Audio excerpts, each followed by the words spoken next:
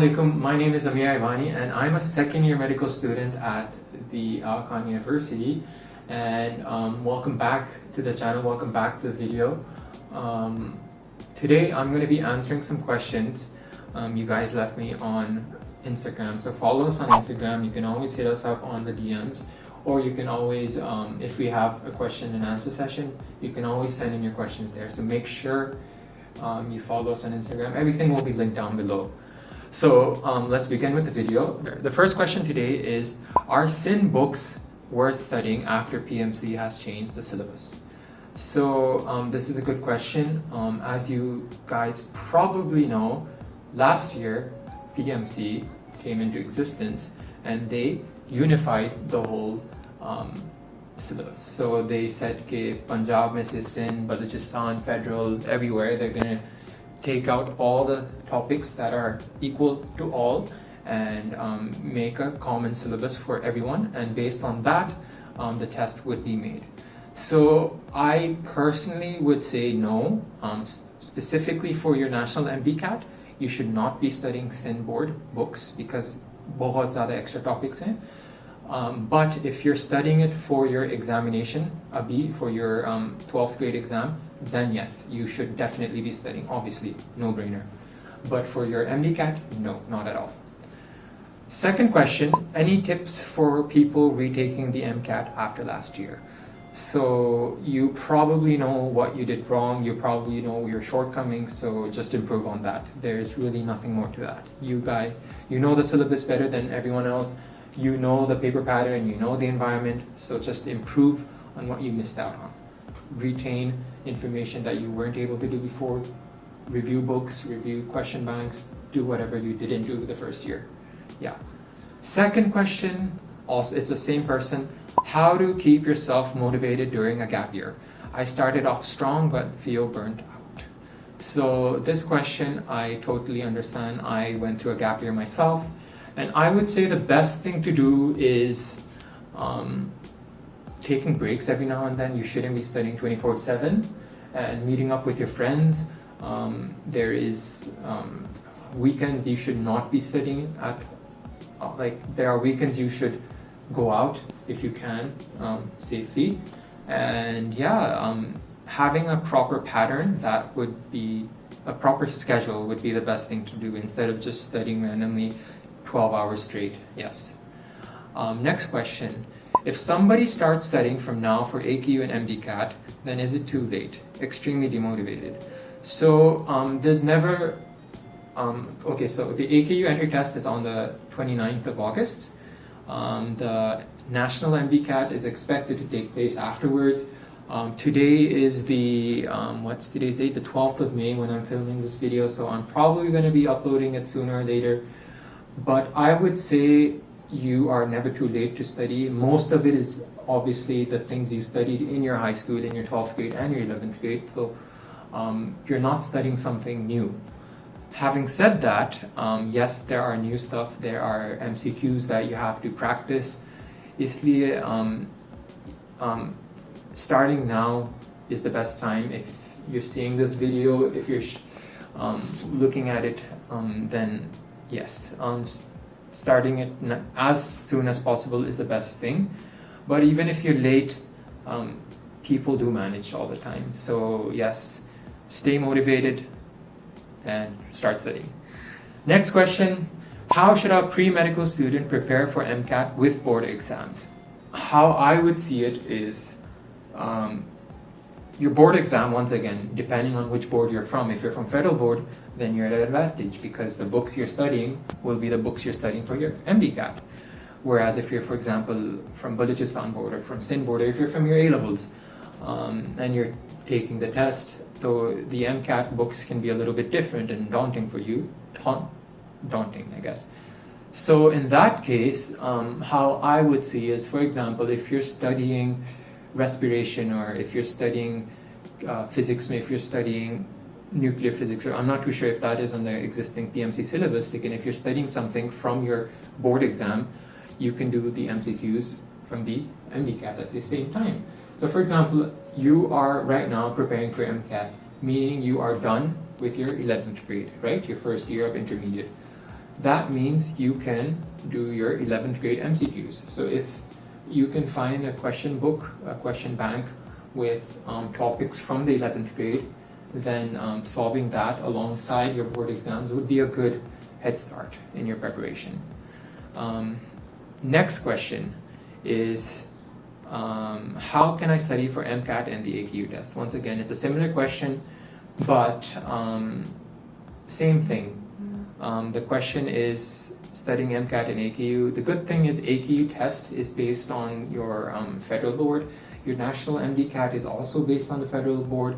So the books you're going to be studying is pretty much the same. The syllabus is slightly different, so you should compare between the two. There's a lot of extra stuff in the AQU entry test.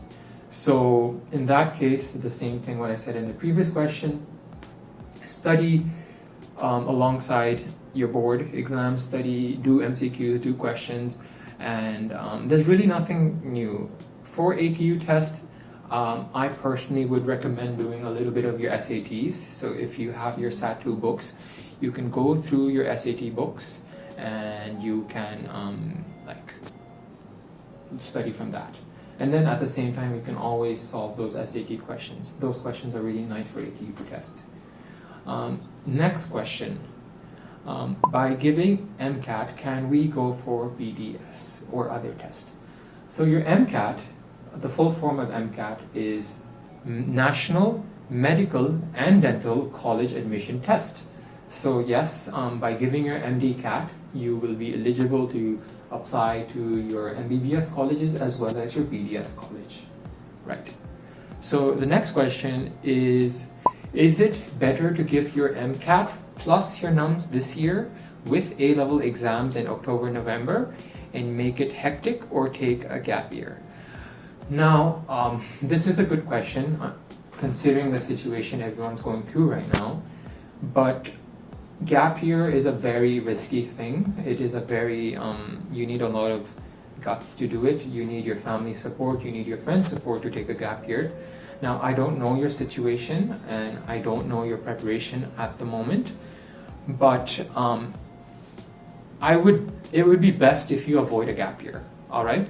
Due to certain circumstances, if you know you are mentally, emotionally, physically drained because of whatever's been happening, then yes, a gap year might be the good choice, but avoiding gap year should be your number one priority, and just studying for your MCAT and NUMS and your AQU test would be the best thing to do. Yeah. So next question is the MDCAT in November or August? So I posted this on our Instagram as well, twice I think. Now the PMC put out a tender notice asking for companies who can possibly take an examination, computerized examination in August of 2021. Now that in an ideal situation will take place, but realistically speaking, August, May, it will never happen. So realistically speaking, it will happen after August. So August, September, October, November, it could be any one of these 3 months. I can't say anything for sure, yes. Next question is, can I apply to Dow even though I live in Punjab, or can only those in Sindh apply? So this is a question we get a lot on Instagram. So to simply put it short, you cannot apply to Dow if you're from outside of Sindh, unless there are certain provinces. I think Quetta has 1 seat, KPK has a few seats, like in Punjab have no seat. So you can only be a Sindh domicile holder and apply to Dow. Next question is how to make a study plan. So study plans never work out for me because I always go above and I never do it within the study plan. But from what I know, making it realistic, you shouldn't be fitting in 3 different subjects. It shouldn't be impossible for you. So if you know you can only read 10 pages or 10 topics or 10 chapters a day, then you shouldn't be making it 15. You shouldn't be writing 15 topics to finish in a day, you know what I mean? So making it realistic, making it possible, considering you have to eat, you have to sleep, you have to be with family, you have to go out. Making it realistic is number one. Number two, I would say is know what you should be studying. So if there's a syllabus for the MDCAT, go through the syllabus, divide it, take what you know, take what you don't know, and according to that, put in your syllabus. And number three, I would say print out a calendar, or have a calendar in front of you, paste it on your wall, paste it somewhere, not on your phone. Have a physical calendar, and then annotate that calendar accordingly. So yeah, that's the only tip I can give for now. Next question is tips and tricks for MDCAT 2021. So there's nothing new about MDCAT 2021. It's the same thing as every other year. I would say study your MCQs. So whether you're doing it from the Dow grad books, or whether you're studying it from your NUMS MCQ, whether you're studying it from the APU Education Board exams, it's the same shit everywhere.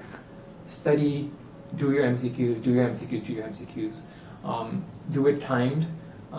So if it's a 2 hours examination, make sure you time yourself in an exam condition, and then solve these papers. And other than that, tricks, there's a lot of notes available online. You can always ask your friends and seniors for notes. So you don't necessarily have to make notes yourself. If you're a note making person, then make a note. Otherwise, you shouldn't feel compelled to make notes just because everyone else is. You will find a lot of notes online and from seniors.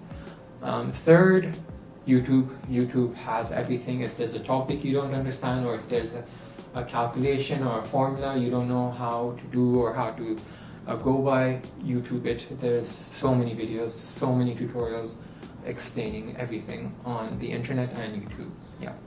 So that's all I can say for tips and tricks.